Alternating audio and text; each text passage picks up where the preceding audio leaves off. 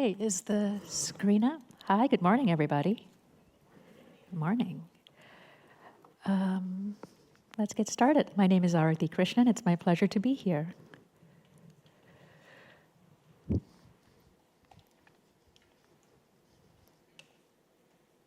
Sociologist Zeynep Tufekci once said, "History is full of massive harm done by people with great power who are utterly convinced because that they believe themselves to have good intentions, that they cannot do harm or cause grave harm." In 2017, Rohingya refugees started to flee Myanmar into Bangladesh due to a crackdown by the Myanmar military that the UN described as genocidal intent. When the Rohingya arrived into refugee camps, they had to register themselves as refugees to get access to services. This included registering for government-backed digital biometric identification. Rohingya refugees weren't given the opportunity to opt out, according to reports. 4 years later, in June 2021, Human Rights Watch exposed international humanitarian agencies of sharing improperly collected biometric information on Rohingya refugees and sharing it with the Myanmar government without consent, with potentially deadly consequences. The data shared didn't just contain biometric data, but also information about their family makeup, their relatives overseas, and where they were originally from. This caused significant fears that they would be targeted by the Myanmar government and summoned into hiding. Targeted identification of persecuted peoples has long been a tactic of genocidal regimes, only this time the data is digitized, meaning it is fast to access, quick to scale, and easily accessible. This was a multitude of failures: institutional, government, moral. Ruha Benjamin argues, who and what gets fixed in place to enable progress? What social groups are classified, corralled, coerced, capitalized upon, so others are free to tinker, experiment, and engineer the future? Just as rights are not static, neither is harm. I want to talk today about whether the intent to do good in the world means we can't do harm, and why ethics, the moral compass that should be guiding us, can sometimes really need nuancing. So how do technology governance systems ethically anticipate harm, not just now, but into the future? The digital futures that lie ahead of us are uncertain. Technology and AI are recasting humanity's understanding of itself and its place in the world. But it is this very uncertainty that provokes new answers to the question, what does it mean to be human in these digital futures? There are complex reasons behind this uncertainty. Digital systems exist within complex imperial formations, built on imperial rivalries and a tech worldview that imagines some figures, especially the migrant working classes of the global south, as outside of the world of tech itself. Like the technical architecture of classic colonialism, digital colonialism is rooted in the design of a tech ecosystem for the purposes of profit and plunder. If the railway routes and maritime trade routes were the open veins of the global south back then, today digital infrastructure takes on the same role. Extraction of data gleaned from the streams of information given up as residents of all countries go online, register for state benefits, connect with one another through apps whose terms of services demand that we give up our personal and private information. The effectiveness of these and other private and public surveillance and control systems depend upon the pieces of ourselves that we give up or that are secretly stolen from us. It is used to judge whether we are good citizens and imposing penalties based on random criteria of that judgment. Tyrannies of invisibility are the output of design assumptions that people on the receiving end of tech products and services are helpless and are best used as test subjects. From drones patrolling the Mediterranean to AI-powered lie detectors, from cell phone tracking to artificially intelligent thermal cameras that can all be used against refugees. Research has shown that technological experiments on refugees, as one example, are often discriminatory, breach privacy, and endanger lives. Algorithms used to power this tech are vulnerable to the same decision-making of concern to humans: discrimination, bias, and error. Refugees are often left out of conversations around technological development, and like other minoritized communities, they often become guinea pigs on which to test new surveillance tools before bringing them to the wider population. Digital rights organizations, in their efforts, often advocate for human rights frames to be applied to digital systems, but these human rights frames aren't necessarily true in the context of other cultures. And in doing so, it ensures that Western homogeneous definitions of privacy or the rights to be left alone end up being imposed on other cultures. And as a result, new tech are often experienced by communities that are historically excluded as violently exclusionary rather than safely inclusive.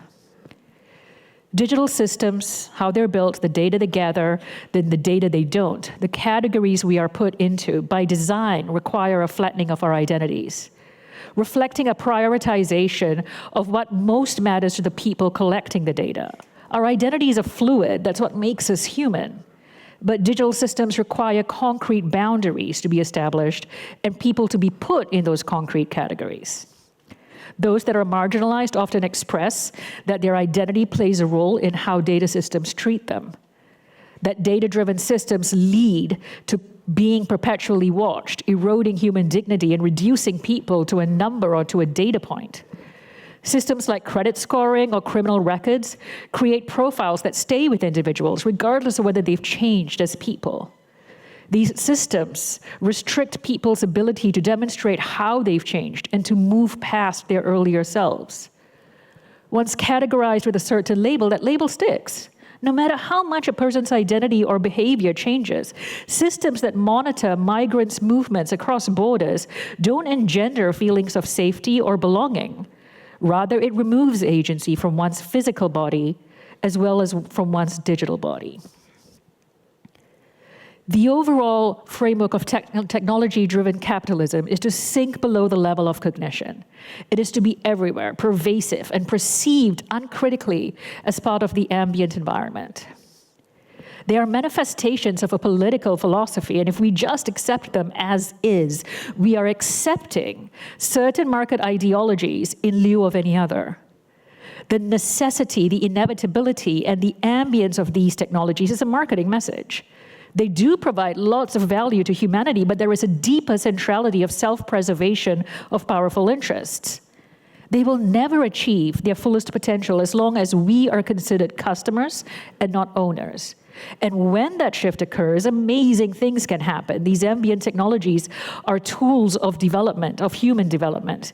And humans develop their own capabilities to use them. We redesign them.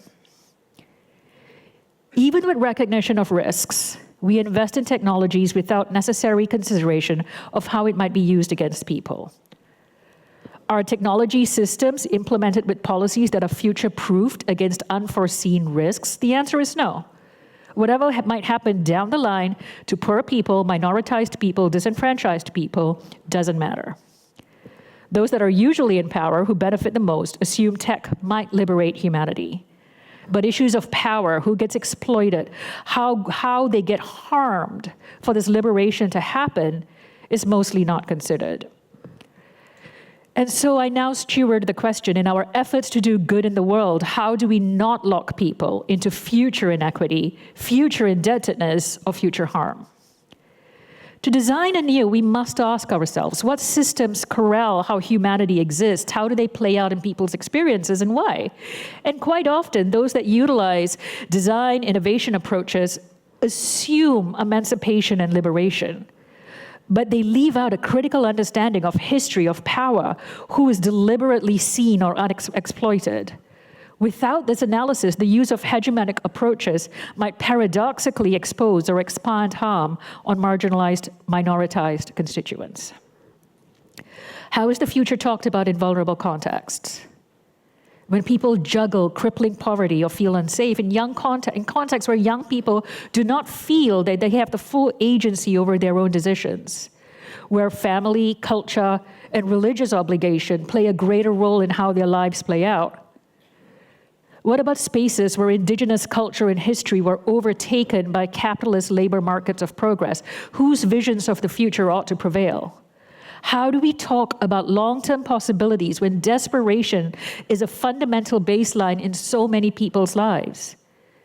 Do we consider these issues when we design ideas or solutions about the future?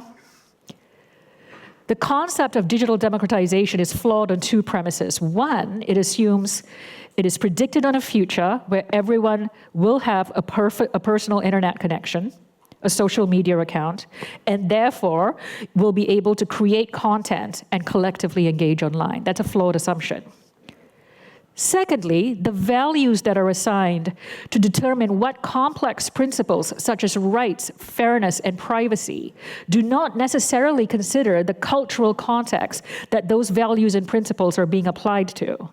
The right to privacy, for example, has one that has been most historically difficult to define in a legal framework, due not only to its rights, to its roots in cultural rituals, but also in changing societal and political norms. In 2018, Salil Shetty, the former Secretary General of Amnesty International, said this of human rights, that human rights often mean different things to different people, and they don't mean anything at all for a good number of people in the developing world.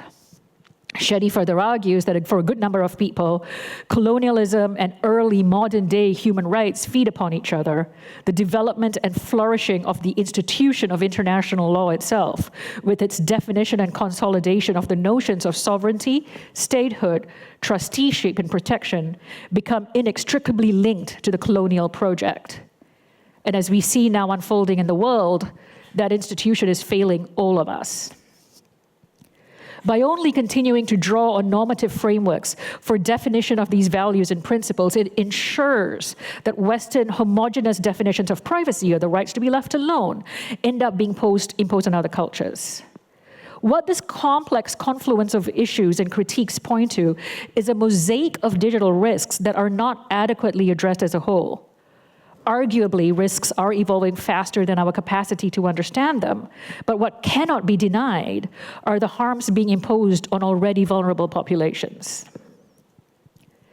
The concerns about the biases of AI and digital systems on populations are getting traction. Some governments, as we know, are moving to simultaneously limit the power of tech companies with an urgency and breadth not seen before. The commonality across all these protocols, as it exists today, is that it narrows the focus of governance to issues such as data and AI, rather than the broader governance of the use of the digital system within the systems we intersect with. Current codes of ethics are limited in that they're not binding like law, and hence do not promulgate compliance. They often reflect the values of the organization that created them, rather than the diversity of those potentially impacted by AI systems. And they are not automatically operationalized by those designing and applying AI tools on a daily basis. In addition to this are questions of immunity and appropriateness of technology innovations that we deploy. More urgent is that these protocols focus on the now, from how we understand harm, protection, human rights, and ethics solutions, than what those potential implications might be in the future on impacted populations. The fast evolution of AI amplifies the risks it brings with it. The confinement and risks to vulnerable people is happening at its speed, meaning it is harder to seek justice. The question now for humanity is how we create architectures of participation around these technologies and balance them with commercial interests for a more equitable market ideology. It becomes a question of choice. Technologies don't result in change by themselves, they are driven by choice. And once they are in place, they create dynamics on their own. So what kind of different choices can we make at the outside where we don't drive an inevitable future where powerful market economies use technology to deepen their self-interests? Digital technologies mask ideologies of power and are wed to a market ideology of dominance. To intentionally carve a different type of ideology would require governance systems that are informed by different knowledge sources, that tangibly influence decision-making, and that prioritizes a focus not just on the firefighting of today, but rather the implications on future generations. That prioritize those that are most impacted by or are on the receiving end of that initiative, rather than only centering donor or market or institutions' privileges. How might we embed plurality in our connected tissues, in political, infrastructure, and social threads, and that allow us to embed deeply affected values that frame an intentional equity impact? This gives rise to an opportunity to amplify current approaches that take a sector-wide lens on interrogating the use of digital systems that might paradoxically expose or expand harm. Digital systems that don't anticipate bad data or adversarial attention typically fail to build the kind of governance systems and mechanisms necessary to mitigate their impacts, said Sean McDonald. In recent years, reports started to raise the flag of how data collected about a person receiving aid could in fact be used against them. In August 2021, as Afghanistan fell to the Taliban, it also came to light that biometric data collected by the US military and the previous Afghan government were now accessible by the Taliban, raising more concerns. Journalists' homes were searched. Afghans started frantically deleting their digital profiles. The more data out there on vulnerable individuals, the higher their risk from those who might seek to use that data to retaliate against them or their family or community. Bewitched by the promise of a digital future, we invest in these technologies without necessary consideration of how it might be used against the very people we're trying to protect. Technologies of empowerment then paradoxically become technologies of disempowerment. A lot of the technologies made today are based on a certain set of societal assumptions. They're embedded in the market and filtered through capitalist considerations, but this is a fault line. Technologies developed in one context, transplanted to another with an assumption of how people will lead their lives, will always fail. Whilst here we might be comfortable providing a fingertip scan in exchange to go to the movies, this cannot be extrapolated out to the same level of comfort aid beneficiaries might feel if they are standing in line for food rations. To intentionally carve out a different type of ideology would require governance systems that are informed by different knowledge sources. We assume technology might liberate humanity, but we fail to consider the issues of who gets exploited or who gets harmed for this liberation to occur. We often don't understand or consider the future harms that might paradoxically emerge. We rush instead to solutionizing, a form of magical thinking that suggests just by deploying tech, we can have a meaningful impact on the problem without any real analysis of underlying realities. We must acknowledge that the process of imagination is constructed in concentration that upholds pockets of power and privilege, that shapes our views of what is possible. The limited imaginings of the few should not colonize the reimaginings of the many. Reimagining solutions to solve the world's pain must incorporate justice and equity so that the solutions genuinely liberate our futures for everyone, provide safety for everyone, and not just a selection of few. Adrienne Marie Brown says we are in an imagination battle. Imagination turns brown bombers into terrorists and white bombers into mentally ill victims. Imagination gives us borders, gives us superiority, gives us race as an indicator of ability. I often feel I am trapped inside someone else's capability. I often feel I am trapped inside someone else's imagination, and I must engage my own imagination to break free. To unshackle ourselves from the pathways of tech colonialism requires us to analyze the systems in which that technology is being deployed. Importantly, those of us who are framing the problem cannot also be the only ones working on the solution. What good are human rights frameworks if they prevent you from recognizing the humanity of others? I put forward 7 principles. Positionality, that those who hold the responsibility for developing governance, ethics, protocols, and standards consider the positionality of that authorship and decision-making within their wider metropolis. Future harms and impact assessment. The organization deploying these systems include an expansion of a range of criteria for assessment, including plausible, possible, probable future harms and impacts that might arise. Plurality in legitimacy, using a wider range of knowledge sources and experiences to legitimize a multiplicity of conceptual models related to ethics, to fairness. Reverse accountability against meaningless consent. And what I mean by that is ensuring that accountability mechanisms are designed to hold institutions to account so that the burden of harm is not continuously just placed on impacted peoples. Relational ethics, assessing patterns across a wider range of contextual, social, technical, economic, and historical systems. Transparent privilege and dispossession, assessing whose rights are privileged and whose are dispossessed in decision-making, and the risk of weighting that in the short and long term. Objective truth versus constructed representation, ensuring governance systems are utilized to recognize the context that the digital system created will exist in, as opposed to a singular representation at a specific point in time. Ahmed Ansari argues that the whole project of democratically decided AI futures is a cover for essentially continued Anglo-European coloniality and reasserting global white supremacy, because mere representation doesn't necessarily equate to radical alterity.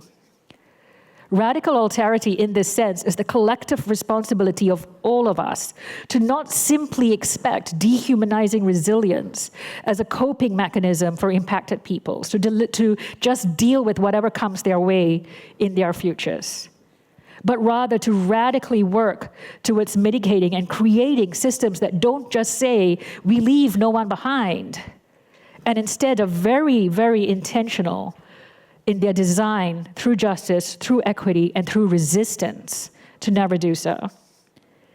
To be truly radical is to make hope possible rather than despair inevitable. Thank you.